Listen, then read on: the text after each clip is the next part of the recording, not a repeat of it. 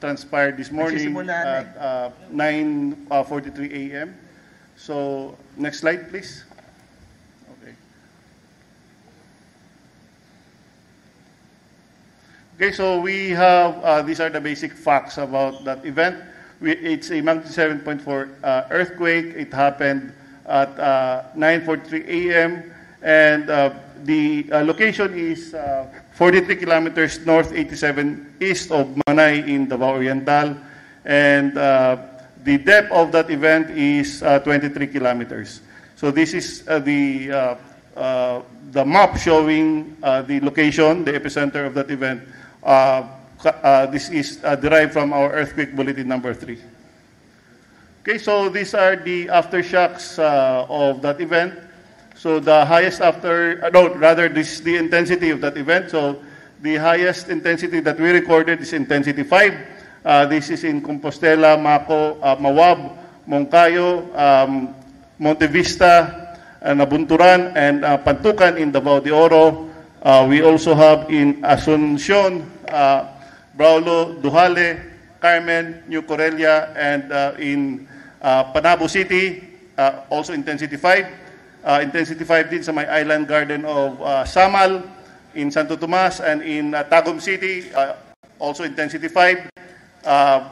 Sa may Davao City, sa may Jose Abad Santos in Davao Occidental, Katiil and Mati City in Davao Oriental, also intensity 5. And in Kidapawan City, in Cotabato, in Alabel, Glan, and in Malongon, in Sarangani, intensity 5 also. In Coronadal City, in Tampakan, and in Tupi, in South Cotabato, also intensity 5. As well as in General Santos City, Butuan City, in Claver, Gigakit, and Mainit in Surigao del Norte, intensity 5.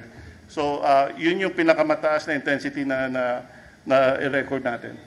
Okay? So, hindi ko na babanggitin isa-isa. We also have, kahit sa ating instrumental intensity, ang pinakamataas is also intensity 5. And again, based on its magnitude as well as its depth, we expect damage and we also expect aftershocks. And so far, we have recorded, this is as of 1 p.m., we already have recorded 179, and 10 of these aftershocks, out of the 179, 10 of these are felt, and the highest aftershock that we recorded is magnitude 5.8. Okay, so following that event, we also issued a tsunami warning saying that based on our simulation, pwedeng magkaroon ng tsunami waves as high as more than 1 meter. And the tsunami waves are expected to arrive between 9:43 to 11:43. And we also recommended that coastal communities on the following provinces need to be evacuated from eastern Samar, Dinagat Islands, Davao Oriental, Southern Leyte, Surigao del Norte, Leyte, and Surigao del Sur. Okay, so this is the tsunami information warning that we issued showing the map. Okay, and tsunami waves have been recorded along the eastern coastline of Tandag City with a height of approximately 30 centimeters at around 10:20 a.m. So 30 centimeters, that is not considered as destructive. This is based on the data from PHIVOC Sea Level Monitoring Station. And again, we have different trenches around the Philippines. We have 6 active trenches. We have the Negros Trench. The Philippine Trench is the one that produced this one.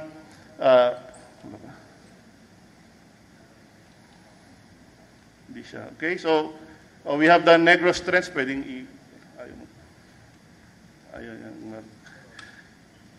okay. Hindi, ayun yung point. Para lang at makita nila. Okay, so first we have the East Luzon Trough. on the northeastern side of the Philippines. Ituro mo na. Oh, sige.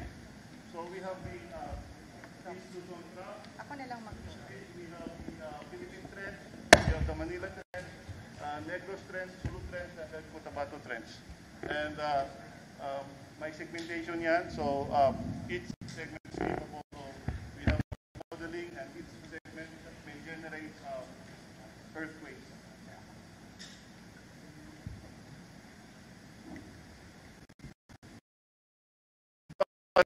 From our, we have historical earthquakes on that area. And but based on our historical records, we have a magnitude 8.3 event in 1924, almost on the same area where no, it's 1992. We have a magnitude 7.1 also, almost on the same area where the magnitude 7.4 event happened. We also have another event in 1921, again magnitude 7.5. We have another event in 1929, magnitude 7.2. This is all along the Philippine Trench. And then we also have another one in 1952, magnitude 7.6. And in 1924, magnitude 8.3. Okay, so right now we have, paano namin nare-record yung mga earthquakes natin. So we have 125 seismic stations all over the country, and we also have 7 observatories. So lahat yan nakakapag-record ng mga earthquakes natin. That's the reason why nagbabago yung magnitude natin, because as we get more information coming from our seismic stations, we revise our calculations. Okay, so this is just a map showing our staff-controlled stations. And these are the locations of our satellite telemetered seismic stations in Mindanao. And we also have a tsunami network. The Philippine Tsunami Network consists of 19 JICA sea level stations and 10 tsunami early warning systems and 53 community tsunami alerting stations, which are strategically distributed for effective tsunami monitoring and communication system in the Philippines.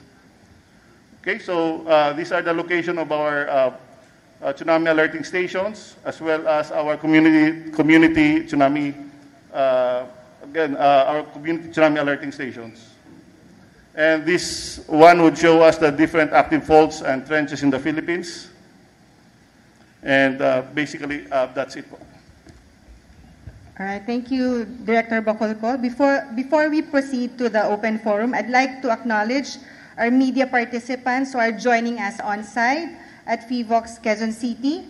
We have ABS-CBN, GMA7, DZBB, PTV, PRTV, TV5, DATV, DWIZ, Manila Bulletin, UNTV, and those who were not mentioned, welcome to our press conference. We are also joined by the following via our Zoom. We have SMNI, DZAR Radio, Inquirer, Rappler, NHK, One News, One PH. We also have UNTV, Newswatch Plus, DOSTV, GMA, and PIA, and other agencies, government agencies. And the RRMC member agencies, the Office of Civil Defense, and the various regional offices, DOH, DILG, DOST, and all our Zoom participants, welcome to our press conference. If you have questions via Zoom, please just type in the chat box.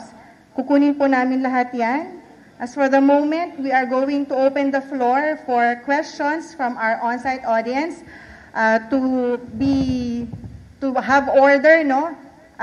Ms. Arian will help me pinpoint na lang the sequence of the media who will be asking questions. Please, when you ask questions, state your name and the station you are representing. I saw a raise of hand. sir. And then next, ma'am, sir, and sir. Rod Lagusa po from PTB. I just want to ask, sir, kasi other countries reported they already lifted their tsunami advisory or warning. Sa Pilipinas po ba? Ano pong update? Okay, so meron kasi tayong SOP. We lift the tsunami advisory, tsunami warning 2 hours after the end time, which is, for this case, it's 11:43. So we have to wait until 1:43 for us to lift the tsunami advisory. That's a part of our, although alam naman natin na wala nang nangyari, but again, we have to follow our SOP. Sir, follow-up lang po. During that 2 hours and after that 2 hours, meron po ba tayong na-monitor na sea level change rise po dun sa areas na nagtaas tayo ng tsunami warning? Okay, so yung kanina sa Tandag, meron tayong 30 centimeters nakita natin sa ating tide gauge, sea level gauge. Okay, so ulitin ko lang po, no, although the Pacific Tsunami Warning Center in Hawaii lifted the warning, tsunami warning, we have an SOP in PHIVOLCS to wait for 2 hours more to make sure that there is no more threat kasi localized po ang condition. So it's around 1:43 in the afternoon bago po kami release ng cancellation of the tsunami warning. But that's cancellation of the recommended actions corresponding to the tsunami warning that we have issued. Yes, ma'am. Good afternoon po, Mia Alonso po from UNTV News.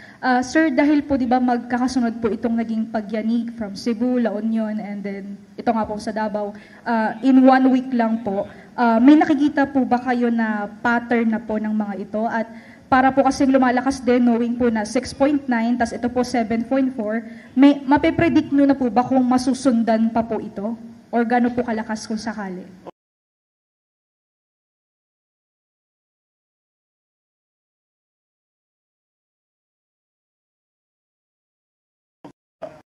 More than 180 active fault segments, and we also have 6 trenches.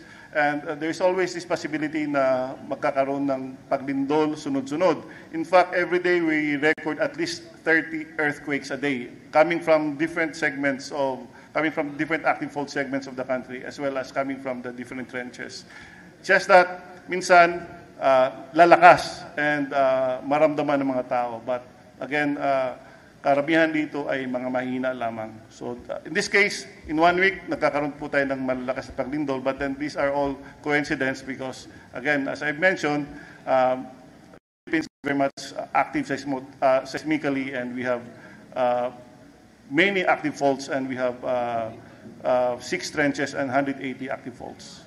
Okay, so different earthquake generators po ang nagdulot ng mga independent events na ito. Hindi po connected ang isa't isa. Okay?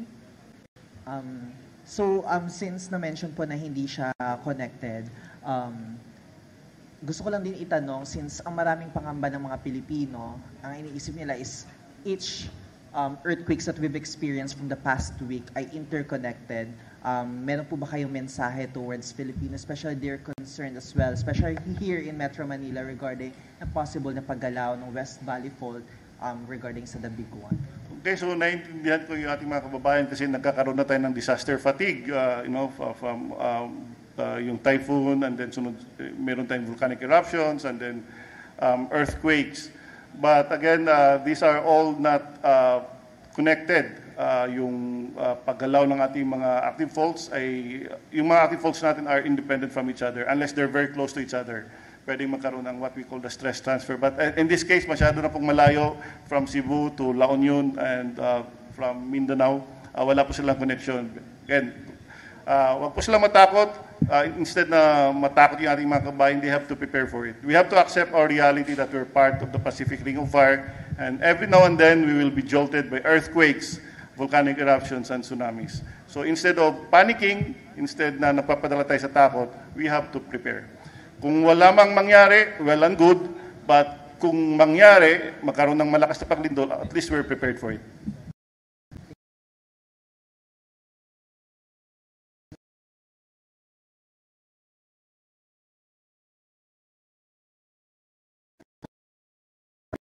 may mga. Pero kahit coincidence, sir, paano natin ma-explain bakit halos magkakasabay na malalakas yung lindol lately? Paano natin ma-explain dun sa public? Okay, again, yung sinabi ko na these are all independent active fault. These are all independent earthquake generators. Wala pong kinalaman yung isa sa yung Philippine Trench doon sa Bogo Bay Fault. Again, independent po sila, magkakalayo. And yung activity ng isa will not trigger or will not induce the activity of the other one. So, wala po silang kinalaman. Thank you. Sorry, sir, siya muna, and then kayo po. Gerald Ule po ng DZXL News. Sir, mga ilang araw, linggo or buwan magtatagal yung mga aftershocks? Since kanina nasa hundreds na po yung mga aftershocks. Okay, so the aftershocks would normally last for several days to several weeks. Ganito may convention tayo. It's a general law, but you know, just to give you an idea, this is what we call the Omori law, the decay of the aftershocks. On the first day, for example, you have 2,000 aftershocks. Doon sa Bogo Bay, yung sa Bogo Bay fault earthquake, we have 1,800 aftershocks. So assume na lang natin na 2,000 kasi malapit lang naman. So on the 10th day, that would be 1/10 of the original number of aftershocks. So if it's 2,000, magiging around 2,000, magiging 200, between 200 to say 400 or 500. Ganun. Then on the 100th day, it would be around 20 to 50 aftershocks. So, habang tumatagal naman, humihina yung mga aftershocks natin. And halos yung mga instrumento na lang natin yung makakaramdam. In fact, dito sa Bogo Bay earthquake, out of the more than 10,000 aftershocks, hindi man lang umabot yung 50 aftershocks na naramdaman ng mga tao. Yung range po? Yung range, the maximum aftershock that pwedeng ma-generate would be 1 magnitude lower than the main shock. So in the case of this Davao earthquake, it's magnitude 7.4, you would expect aftershocks to be, well, the aftershock at most to be a magnitude 6.4, around that number. So far, ang na-record natin kanina is magnitude 5.8. So sana hindi na tataas pa sa magnitude 5.8. Maraming salamat po. Okay. So before we proceed, sir, sagutin ko lang po yung ibang tanong dito sa Zoom, no? Reuters by Mikel, he was asking, may we ask PHIVOLCS, will the warning be lifted soon? So sagutin ko na lang po, we wait until 2 hours na ma-lift yung warning. So that's around 1:43. After assessment din po and coordination with the LGU, maglalabas po kami ng cancellation of the tsunami warning. And then there is another question, maybe it was answered a while ago, but just to reiterate, no, may we know po if may na-record na tsunami? If so, what area? Level monitoring station in Tanda,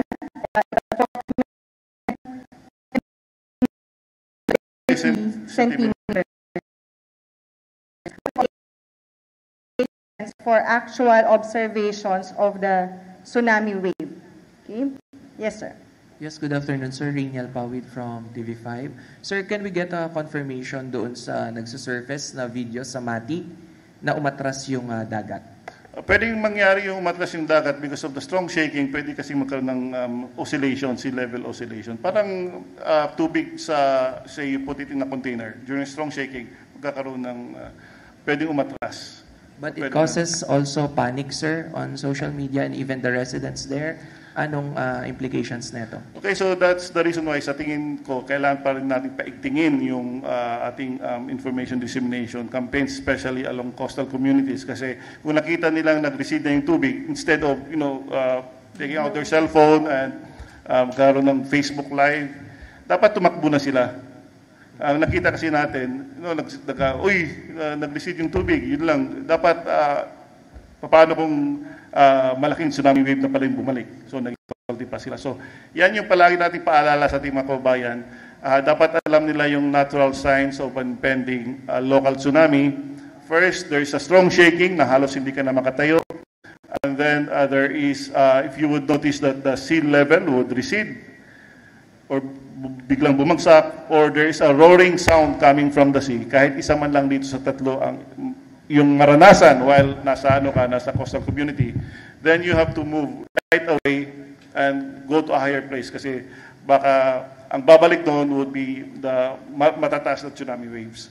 So, yun Yes, po. Doc, you've mentioned information dissemination. Can we also debunk this information or false information na kumakalat na someone can detect yung possible earthquake na sa mga susunod? Kasi they're also connecting this one to the big one then. Yes, that's right. Ito yung, again, maraming kumakalat sa social media. Ito yung nangyari kapag there is an, like say, big earthquake, big event. Everyone nagiging earthquake expert, naging fault experts, naging active fault experts. So, kung ano yung iba naman naniniwala sa mga manghuhula, again, there's no scientific evidence na yung earthquakes can be predicted. There's no technology yet as of the moment that can exactly tell us when an earthquake would happen. So kapag may mga tanggap kayo na mga forwarded posts about magkakaroon ng paglindol in the next few days, ay hindi po yan totoo. Kasi po wala pong technology right now that can tell us exactly when an earthquake would happen. Even yung sinasabi lang unusual animal behavior, there's a big basis for that. I-summarize ko lang po, no, dalawa po yung magandang mensahe ni Director Bacolcol dito. Una po yung earthquake prediction. Wala pong ganon. Wala pong technology that could tell us when exactly and where exactly an earthquake will happen. So, please help PVOX in disseminating the correct information. Yung pong mga big one na yan, those are studies, scientifically generated earthquake and tsunami scenarios. Meron pong big one ang bawat region, but when exactly they will happen, hindi po natin yun alam. Pangalawa ho, yung tsunami, ang maganda po, meron tayong natural warning signs. So what we tell the general public, especially the ones living in the coastal area, na merong tatlong senyales bago dumating ang alon. Una, yung malakas na lindol, katulad po na nangyari ngayon. Pangalawa, yung pag-atras ng tubig. At pangatlo, yung kakaibang tunog. Three important signs that the residents should remember, and they don't need to wait for warning from PVOX or local government. Basta po, meron na silang nakita, naranasan, or naramdaman, narinig ng mga senyales, they should immediately evacuate to higher grounds. Hi, Sir. Kelly Cordero po from DZMM. Sir, 1 degree lower pa rin po ba than the main shock na magnitude 7.4 or around magnitude 6.4 ang inaasahan nating pinakamalakas na aftershock na pwedeng tumama at maramdaman ng mga residente? Yes, again, yung maximum na aftershock na pwede nating asahan would just be magnitude 6.4. But as of now, it's magnitude 5.8. But again, as I mentioned, it's 1 degree lower than the main shock. So we won't be surprised if there's a magnitude 6.4. But sana hindi naaabot sa ganyan. Okay. Bago mag-proceed, ma'am, ito munang Zoom, ha? Tanong po ni Sir JP ng GMA News. Tama po ba na ang lindol ngayon, sir, sa Davao Oriental ay dulot ng paggalaw ng Philippine Trench? And if yes, where exactly? That's the first question. Second ho, gusto po nilang malaman yung mga locations po ng mga major faults. Okay, sige. Paki-flash yung may earthquake generator. Major faults, actually, if you're interested, you can search this one sa Hazard Hunter PH. Hindi lang active faults natin, also mga hazards associated with earthquakes. We also have volcano-related hazards, as well as hydromet hazards na nanggaling pa yung mapa, nanggaling from MGB and Pag-asa. So again, if you're interested to know the location of the active faults, it's available online. And also, yung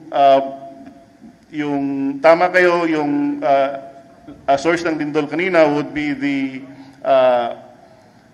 Philippine Trench, and yung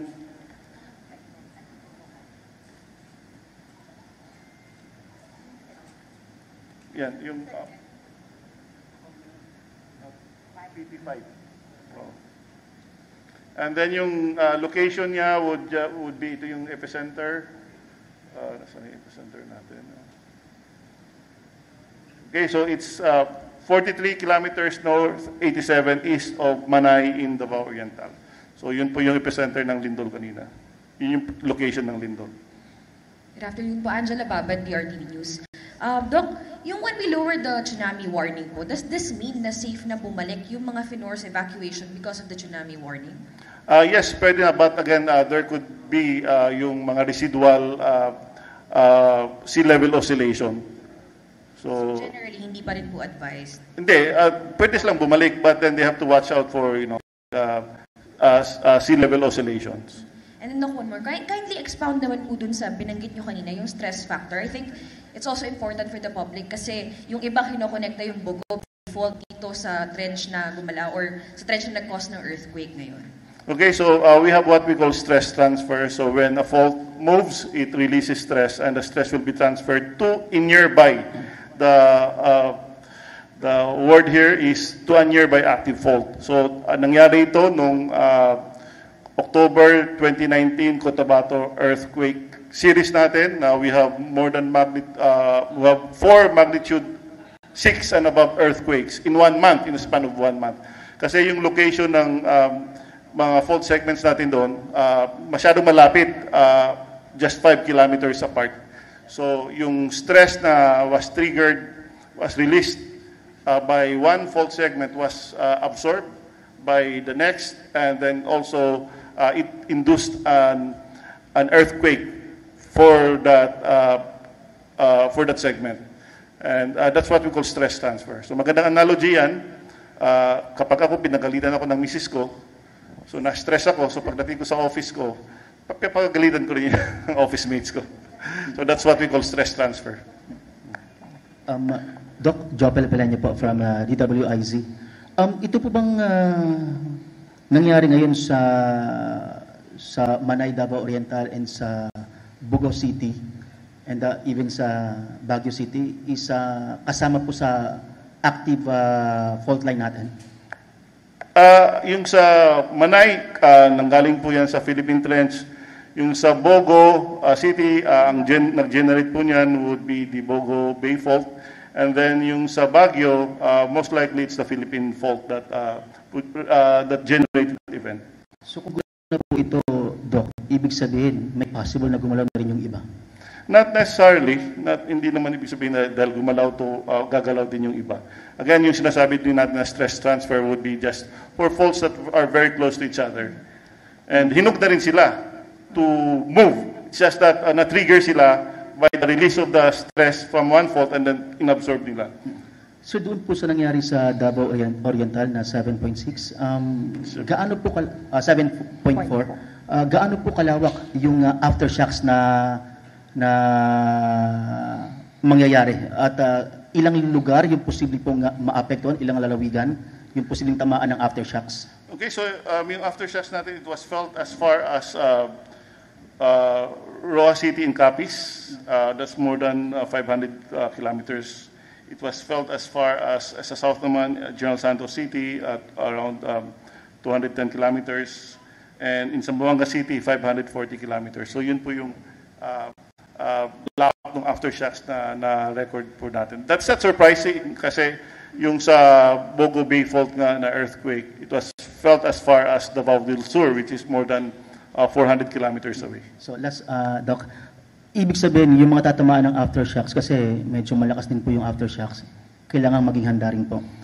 Dito sa mga malalayong lugar ay mahina po yung I was referring to the intensity, not the aftershocks. So the aftershocks would converge around the main shock. So yung nabanggit ko lang mga lugar kanina, yung Zamboanga, yung Cotabato, yung Capiz, yun yung kung saan nakaramdam nung shaking. But for the aftershocks, this would converge around the main shock. Okay, bago po yan sagutin, so reiterate ko lang po yung mga messages, no?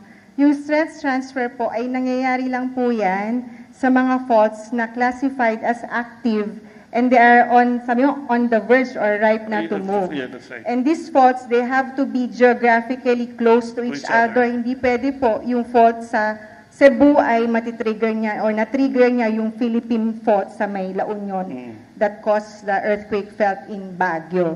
So yun po yung paglilinaw doon.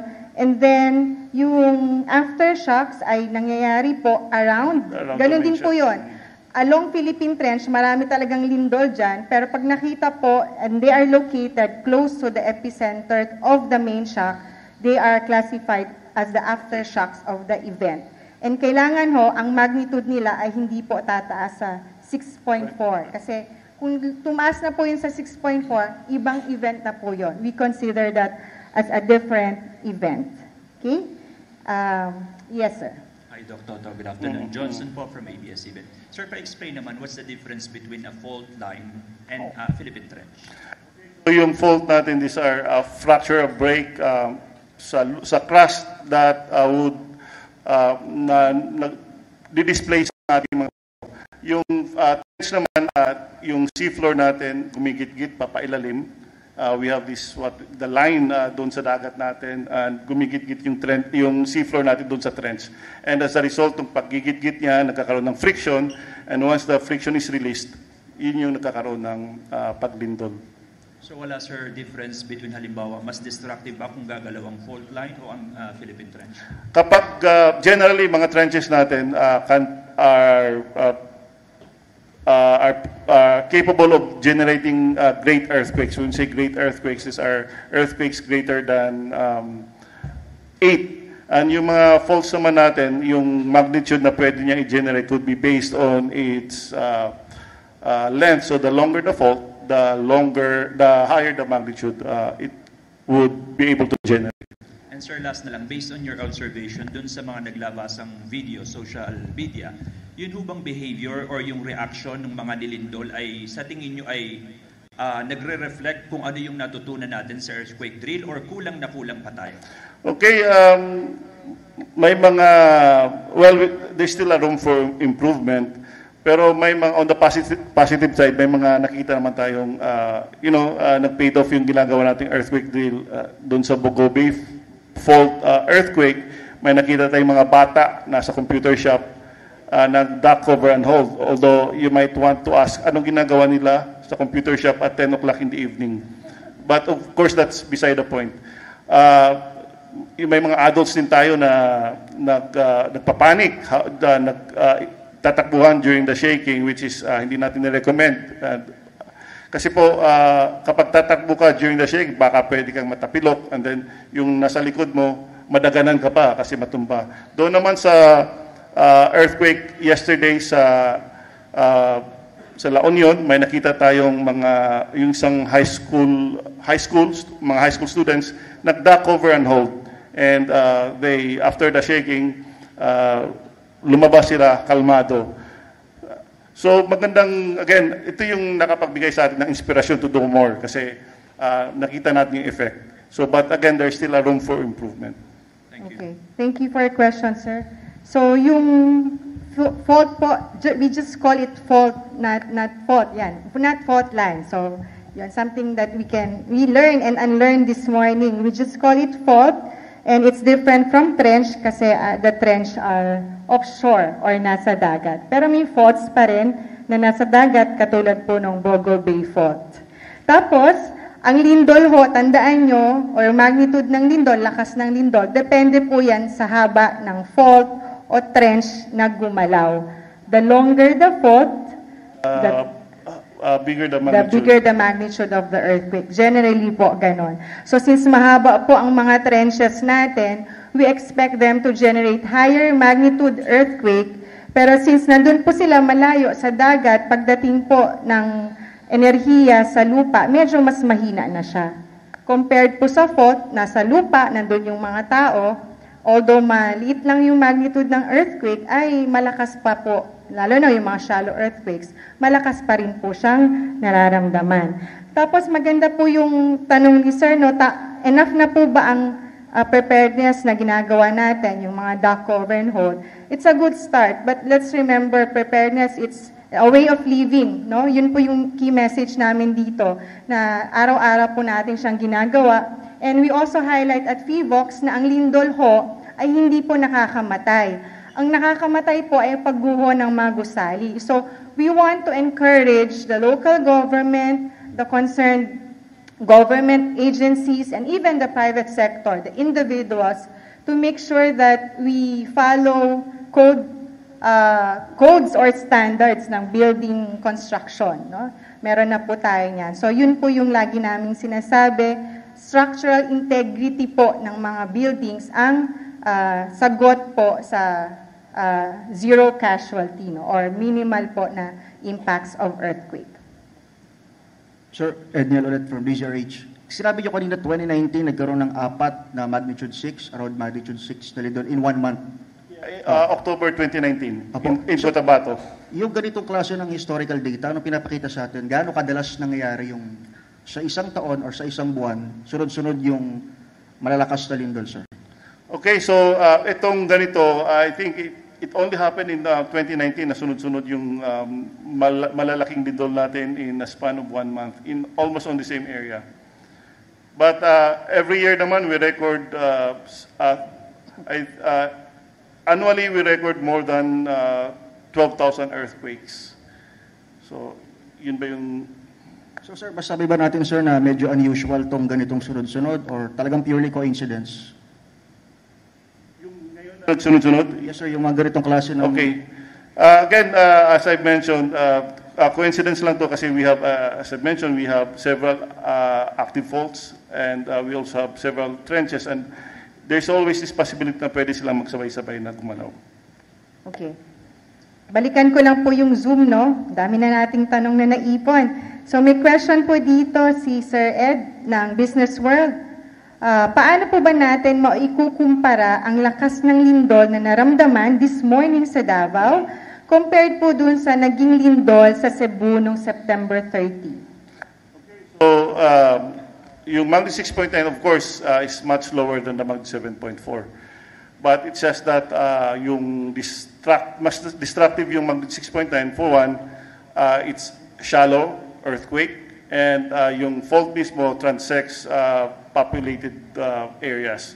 Dito naman it's magnitude 7.4 but it's offshore, nasa dagat, and then it's deeper than the Bogo Bay fault earthquake. It's 23 kilometers. And ang nangyari kasi niyan, yung seismic energy natin as it travels from the source to the surface, nagdi-diffuse yung energy, it weakens.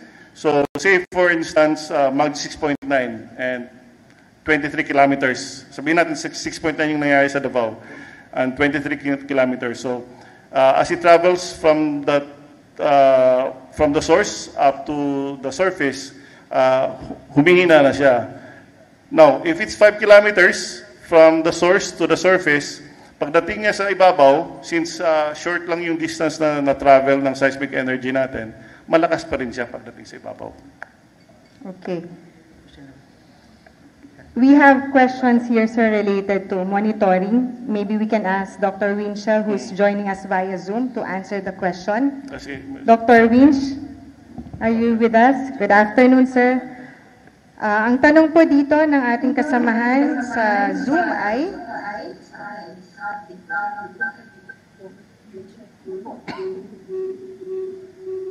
we understand. Sorry, Miss Charm, nag-echo, hindi ko nadinig yung tanong. We understand that predicting the exact timing of an earthquake is possible. However, what is the single biggest technological upgrade, be it advanced deep sensors, geodesy, or AI-driven pattern analysis, that PHIVOX believes would most significantly enhance our long-term forecasting capabilities? And what specific funding or international partnership is currently needed to acquire? Para pong thesis na to Doc Winch. Pwede kong ulitin. Ano po ba, in short po, sa mga technological advancements na possible, ano daw po ang tingin nyo ang pinaka makakatulong sa atin upang ma-improve ang ating earthquake monitoring? And who are the partners that we can collaborate with to do this? Okay. Sa ngayon po, sa instrumento muna natin, ang ating pong instrumento ay world class. So ibig sabihin po, mga modernong instrumento na po ang ating ginagamit. So kung ano po ginagamit sa US at Japan, meron din po tayo dyan. And patuloy po ang pag-expand ng ating mga monitoring instruments sa tulong, maganda po yung support ng ating sa gobyerno, and andyan din po yung ating modernization law. So in the next few years po, palalawakin pa po natin ang ating mga monitoring stations para po makapagbigay lalo ng isang accurate at mabilis na impormasyon related po sa lindol at tsunami. Isa pa po doon, marami po tayong mga kasama ngayon na nasa ibang bansa, nag-aaral po sila para po mas silinangin pa ang kanilang kaalaman tungkol po sa lindol at mga tsunami. So makakaasa po kayo na patuloy po ang pag-unlad ng modernize po ng ating pong mga kagamitan at ganun po sa ating mga kasamahan sa hanap buhay. Thank you, Dr. Winchell. May isa pa pong tanong, huwag ka po munang aalis. Related din po ito sa instrumentation and our earthquake monitoring operations, no? Regarding po sa speed and precision of earthquake location, given that deep-seated earthquakes often cause significant damages, what is the feasibility and estimated cost of deploying seismic sensors at significantly greater depths? So parang ito po yung nasa ilalim ng tubig, yung mga pwedeng merong dedicated borehole or deep sea ocean bottom seismographs.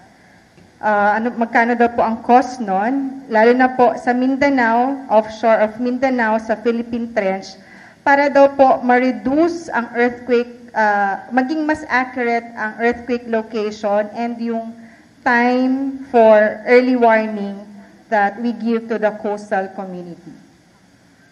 Okay. Doon po sa borehole, kung tama po yung dinig ko, ito po yung mga instrumento na inihukay po natin ng malalim, pwede po umabot ng 30 to 70 meters. Maganda pong balita, meron na po tayong mga instrumento na mga boreholes, pero konti pa po yan. Ang maganda po dito ay patuloy pa po natin itong dadagdagan. Ang advantage lang po ng borehole ay mas nababawasan po yung ingay na naidudulot ng mga activities sa taas, sa surface. Nakaka-apekto po kasi sa records natin yung mga activity, yung mga human activities like yung mga transportations, ganyan. Kaya po karamihan ng mga instrumento natin nasa yung mga sinasabi nating matahimik na lugar. Pero pagka po kasi borehole, ang maitutulong po niya, nababawasan yung ingay, mas maganda po yung signal o yung quality ng data na kukuha natin. With regards naman po sa instrumento na ilalagay natin sa dagat, medyo may kamahalan po ito, lalo na sa pag-i-instilla at pag-maintenance. So mahal po yan, pwede po umabot ng millions of dollars.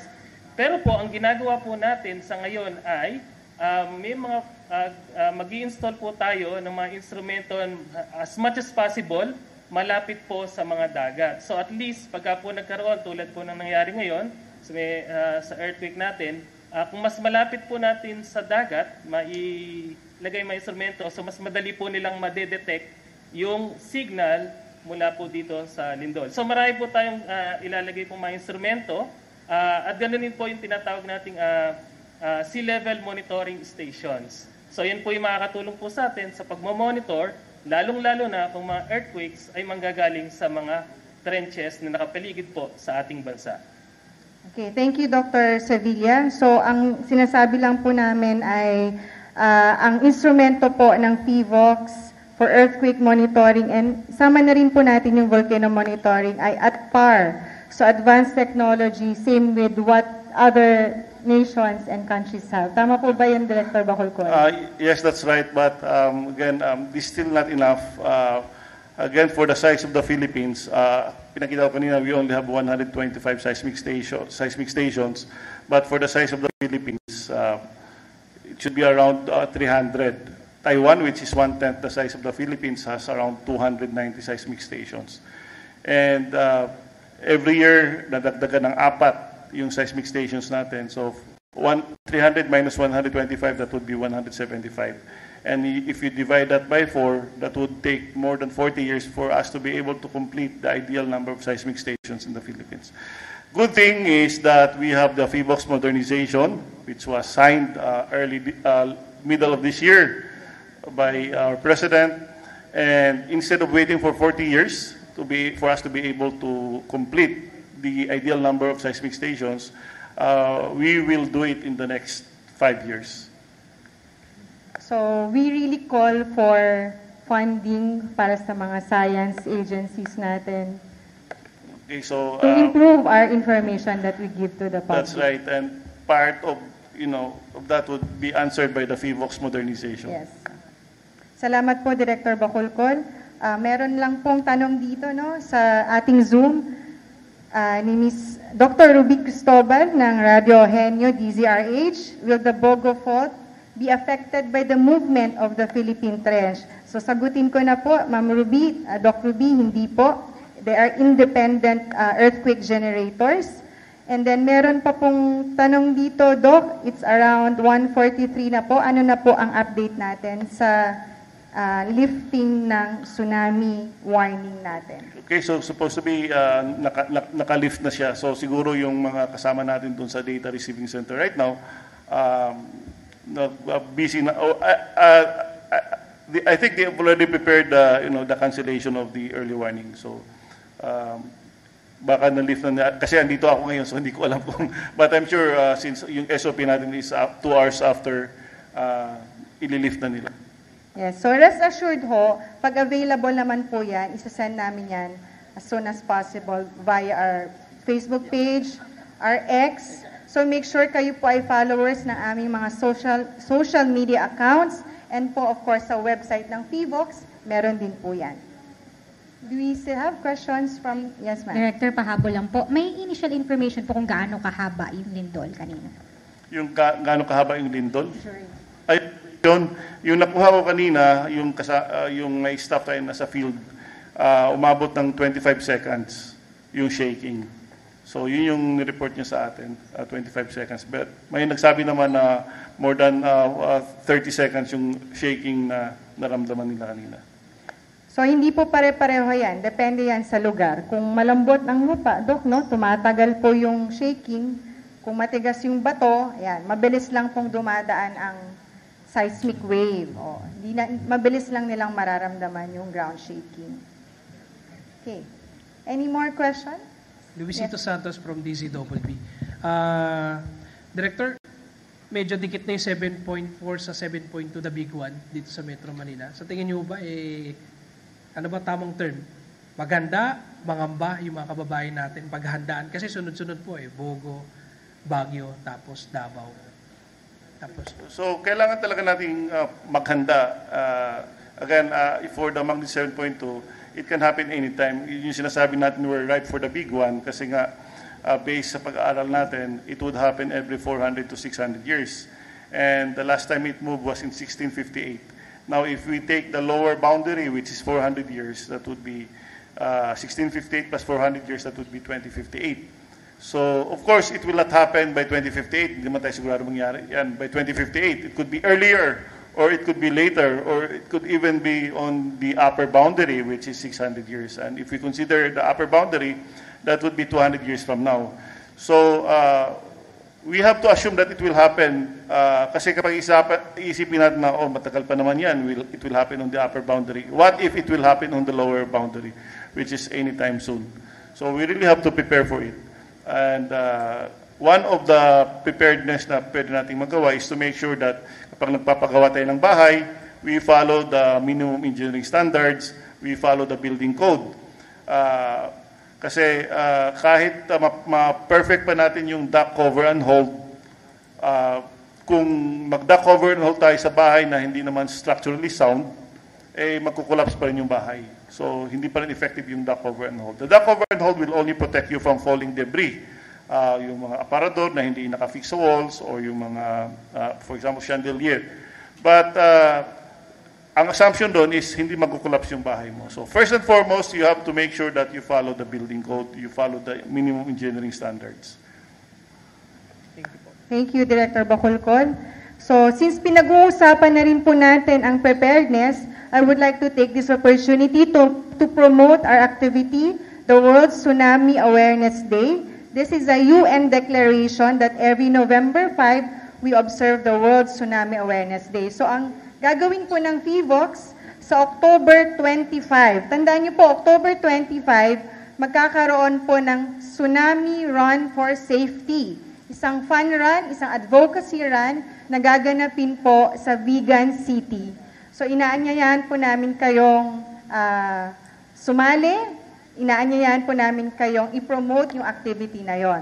Bukod po doon, we have the 4th quarter nationwide simultaneous earthquake drill or NSED na sinasagawa po sa pangunguna ng Office of Civil Defense. Ito naman po ay gagawin sa November 6 sa Santa Catalina sa Ilocos Sur. So ganun din po, katulad nung ginawa sa 3rd quarter dito po sa Libingan ng mga Bayani, dinala po natin ang 4th quarter NSED with a component of tsunami or tsunami preparedness scenario doon po sa Santa Catalina, Ilocos Sur. Okay, mainit-init po na balita. Okay, so nag-issue na po tayo ng cancellation of tsunami warning. Okay, so ang nakalagay dito, a major earthquake occurred in Manay, Davao Oriental on October 10, 2025 at 9:43 a.m. Philippine Standard Time with a depth of 23 kilometers and magnitude 7.4. DST PHIVOLCS issued tsunami warning for all coastal communities in the provinces of Davao Oriental, Dinagat Islands, Surigao del Norte, Surigao del Sur, Leyte, Southern Leyte, and Eastern Samar, recommending immediate evacuation in these areas. Tandag, Surigao del Sur Level Monitoring Station for Tsunami Detection has recorded a tsunami wave height of around 30 centimeters at 10:20 a.m. With this, any effects due to the tsunami warning have largely passed, and therefore DST PHIVOLCS has now cancelled all tsunami warnings issued for this event. So this will be the final tsunami information issued for this event. Thank you, Director Bacolcol. Ang kopya po ng ating... Kinancel? Yes, at 1:43 p.m. Ang kopya po ng cancellation of tsunami warning ay matatagpuan nyo rin po sa website ng PHIVOLCS, sa social media, at ipapadala po namin ito isa-share namin ito sa ating Viber group. Yan. We have one more question, sir.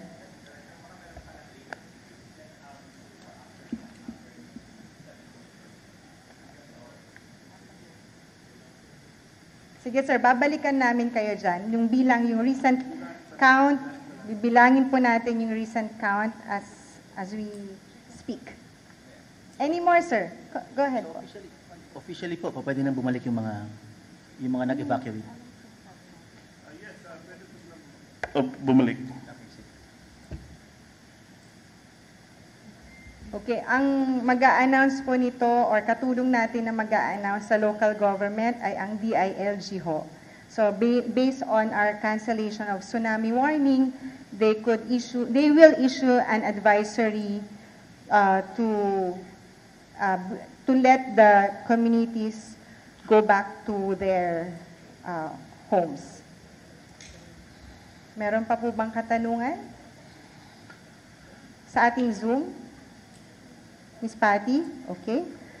So, bilang pagtatapos, Director Bacolcol, isang maikling closing message po para sa ating mga kababayan. Okay, marami pong salamat sa inyo sa pagdalo dito sa instant press con natin. Papasalamat po kami sa inyo kasi kayo po ang kaagapay namin para ma-debunk yung mga fake news na kumakalat. So, tulungan niyo po kami kasi this would only create panic. Para naman sa ating mga kababayan, again, alam ko na nagkaroon na po tayo ng disaster fatigue. From typhoons to earthquakes to volcanic eruptions. Pero hangon lang po tayo kasi, again, this is our reality, our part of the Pacific Ring of Fire. We have to be resilient. And at the same time, we have to be prepared. Kasi nga po, expected na po natin yan na meron tayong paglindol every now and then, meron tayong volcanic eruptions, and because nasa typhoon belt tayo, expect na po natin yan. But may nabasa nga ako na text doon na parang we are helpless in the midst of these earthquakes now. We're not helpless. May magagawa po tayo. And preparedness is the best course of action. Si Noah nga, when he constructed the ark, pinagtatawanan siya. And it wasn't raining when he built the ark. And nung nangyari na yung umulan, na-save siya and his family and of course the animals because nag-prepare siya. So it's the same thing. Kung mangyari yung kapag hindi mangyari yung mga sakuna, then well and good. Pero kapag mangyari ito, at least we're prepared for it. Yun lamang. Maraming salamat, Director Bacolcol. So update lang po sa aftershocks, no?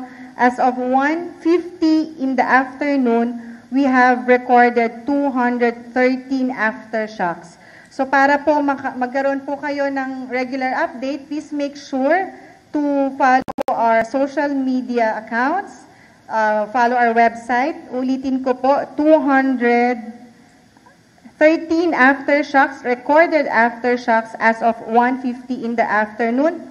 Ang DOST PHIVOLCS po ay nagpapasalamat po sa mga kasamahan natin sa media na dumalo na pumunta pa dito sa office namin at sa mga partners namin who joined us via Zoom, our media partners who also joined us via Zoom. Maraming salamat po. Good afternoon to everyone.